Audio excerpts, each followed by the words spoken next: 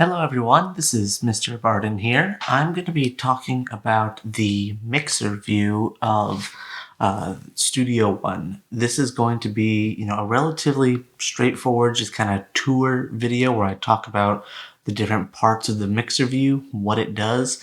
I'm not going to be getting into a lot of the specifics about how you'll be going about mixing and what various effects are and what they'll do. Those will be in some follow-up videos. So let's just kind of hop into it. You'll notice I'm not on the screen. There's going to be a lot of clicking and looking at different views. So rather than continually moving my face or turning it on and off, I'm just not going to appear in this video. Instead, you can see my mouse. There we are. Okay, so like I said, we're going to hop right into this, but beforehand, if you enjoy the video, learn something, definitely consider like, comment, subscribe, all of the YouTube stuff. It definitely does help out. So what I have right here is, this is actually Studio One version 6. There we go, version 6.01, you can see it all right there. What I'm going to be talking about is the again, just the mixer view and what it contains. Generally speaking, this will all be relevant regardless of what version of Studio One you're on, as long as you're on 4 or newer. That's what I can guarantee because I've not used anything older than 4 myself. But here's the default starting page. More or less, I've played with some of my color schemes. But way down here at the bottom, you're going to see a few options, and browse is usually brought up by default. We don't want that. We're going to hide that and instead click on mix. And mix will pop open this window. And right now, there's nothing happening right there because we don't have any tracks in the session. So we can make a new track.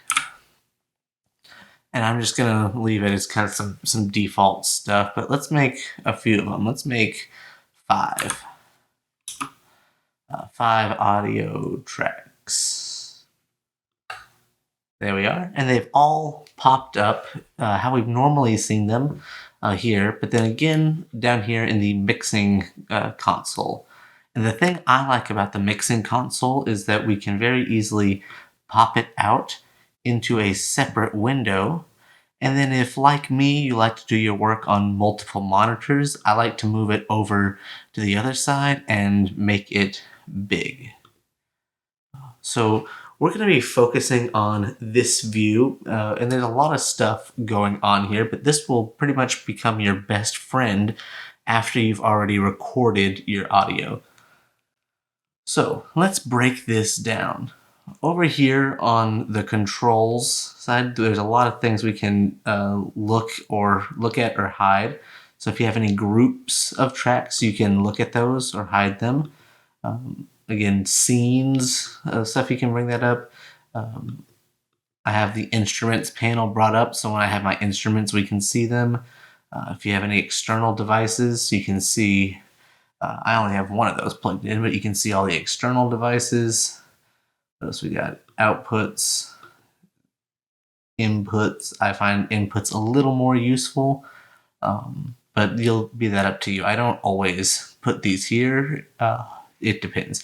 But basically, this lets you see all of your inputs in one spot, regardless of what they're doing in the mixer. So I've got the stereo and the mono, and you can see that as I'm talking, they're popping up right there.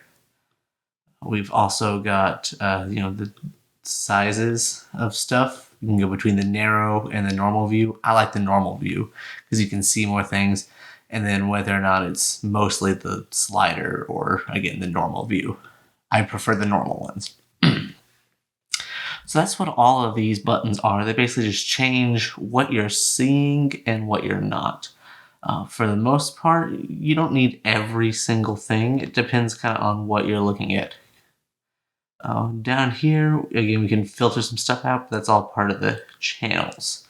We can see all of our channels right here. You can give them all names, and if you put them in a group, you can see that there as well. And this all corresponds to these channels here. If you want to remove one from the mixer view, you just click on this little dot, and it we'll remove that one. So this is very useful if you just need to take stuff out, put others in, and you can set all that up in your scenes if you want to. Other than that, you can look at your I/O settings right there. If you need to adjust it, you can look at some other settings right there just by clicking the little wrench.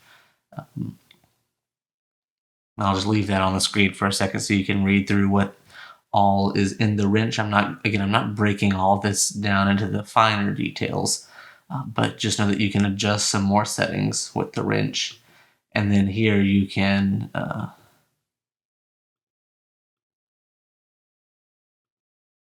hide unassigned faders. So basically you can swap between what the faders do and have them do different things. For me, I tend to leave them just on the volume. That's what this last one was how you could assign different faders to things. But for the most part, each of these tracks represents what we're seeing here, if I can make this smaller, in the main session. So we have 5 audio tracks here, we'll have 5 audio tracks there. If I wanted to make an instrument track, it would pop up and I could do this. Ooh, now there's an instrument track in here. You'll see that there's an instrument track. Where'd you go? Oh, I need to give it an instrument first. Duh. I'm just going to pick a random instrument, but once we've put an instrument there, and it's popped up with the interface, we can now see the My Type instrument track right here. So this track will affect everything on that synthesizer. Let me just move the Mac interface out of the way. So that's right there. So again, this applies to all the things, whether it's instrument tracks, audio tracks. We can set it up so that folders can have a channel. Basically any kind of track we can represent here in the mixer interface. The next part, I'm going to look at these tracks right here, and you'll notice the colors match up with our other view to make things a little bit easier to find and navigate, but we can change the name and colors of our different tracks if we need to. But down here at the bottom is where all of the audio controls essentially are. So right here we have a little blue bar kind of at the top. I think the specific location of it has changed between Studio One 5 and 6, but the general appearance and function of this vertical blue bar is the same. This controls the panning for this channel.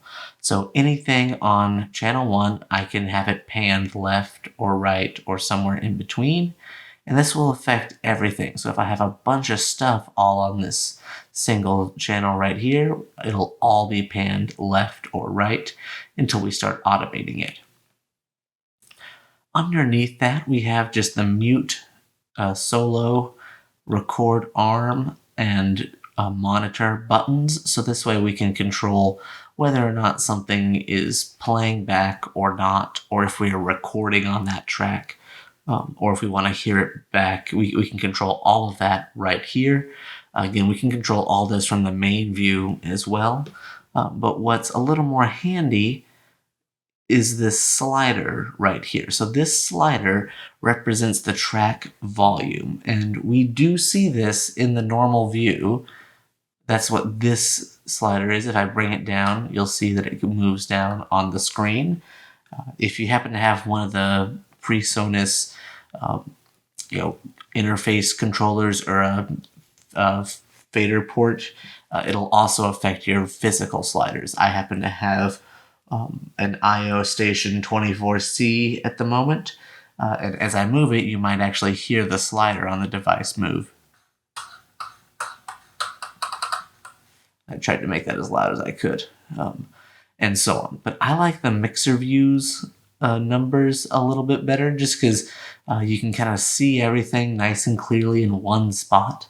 It's a little bit bigger on the screen, and there's a physical number. I say physical. There's a readable number here that tells you right where the levels are, so you can see what it's set to with 0 decibels being the default. And then you can see what the signal coming in is with a numeric value assigned to it. So you can kind of gauge how loud or soft you need to move your various channels in order to get everything nice and balanced. And that's the general goal of the mixer view, is to be able to add in the audio effects and get the various levels set, so that way when you play everything back, you can hear all of your stuff in a nice, balanced way. Underneath that, we have some things for automation, which I'll talk about when we talk about automating things. Working our way up, we have the sends section for each track. And one thing we can do is add other things. So if I right click here, we can add other channels. A bus channel, an FX channel, a voltage controlled amplifier channel, or an aux channel. For me, I tend to use the bus and FX channels a lot more than the other two. So if we add one in, this just adds in another channel, and we can insert an effect. So maybe I wanted to stick a reverb on it. And then I can take any of these channels and send it to that effects. I can name it, I can rename it right here if I wanted to. Reverb. If I can spell right, reverb there.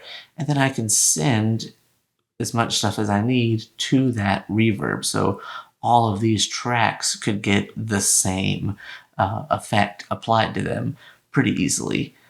This doesn't remove the clean effect moving through, where this is what's called parallel processing, where we're sending the sound out to the speakers and the effect that then goes to the speakers as well, out the main channel. So that's one thing to keep in mind.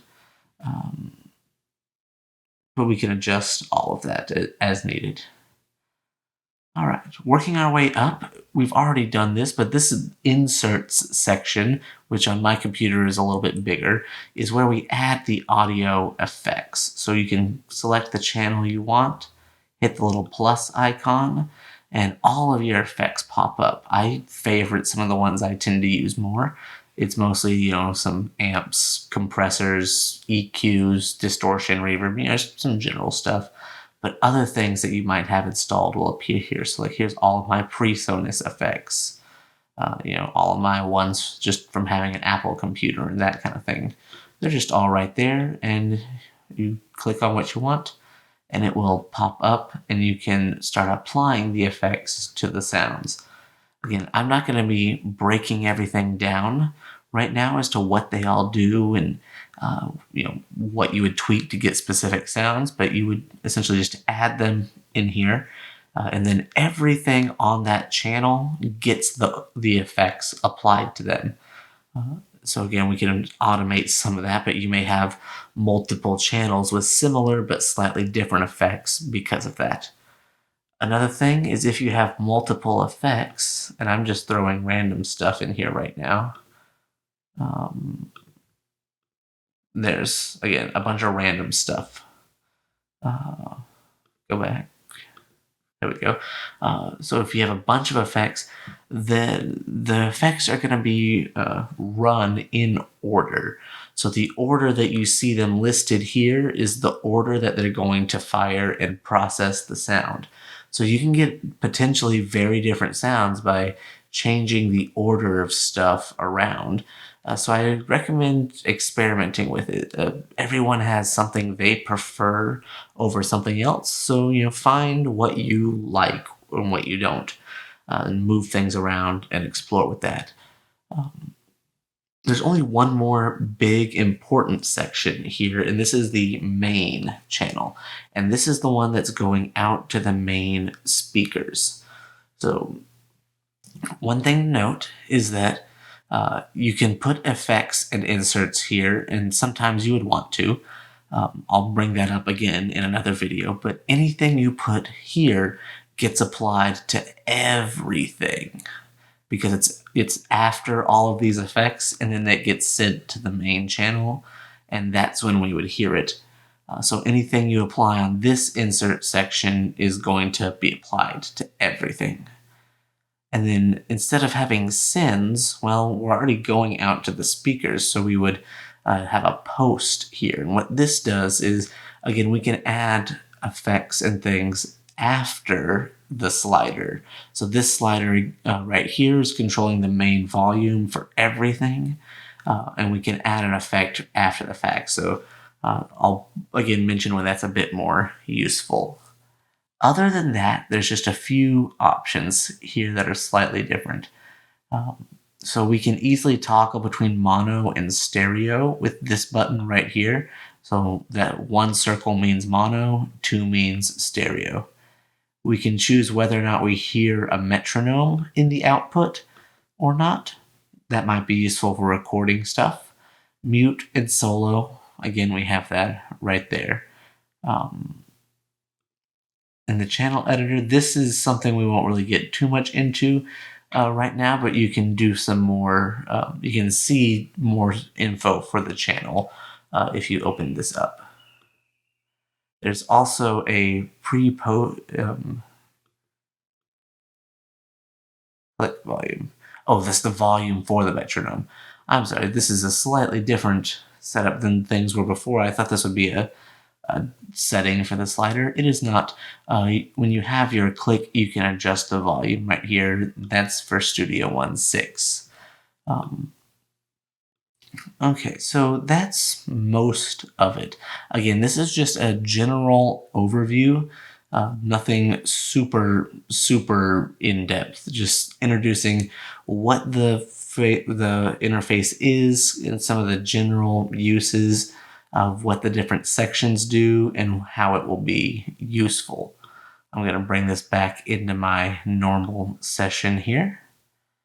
There we are, and pop that up. So as we start making more music in this course, you'll see some more examples. And I'm going to probably pull up one that I did this past summer that has a lot of things in the mixing console and just kind of break down exactly what's going on there.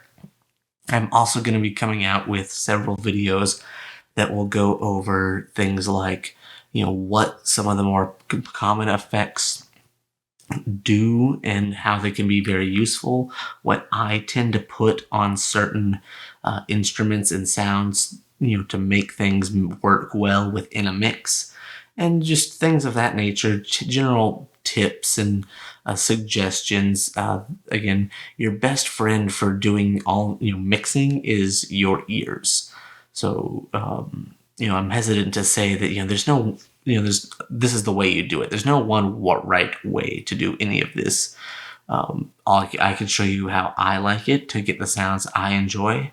But again, you will have to go out and explore and figure out what you like, what sounds you want to use, what plugins and recording techniques you have access to and want to be able to implement and all of that, and really learn how to make your music yours.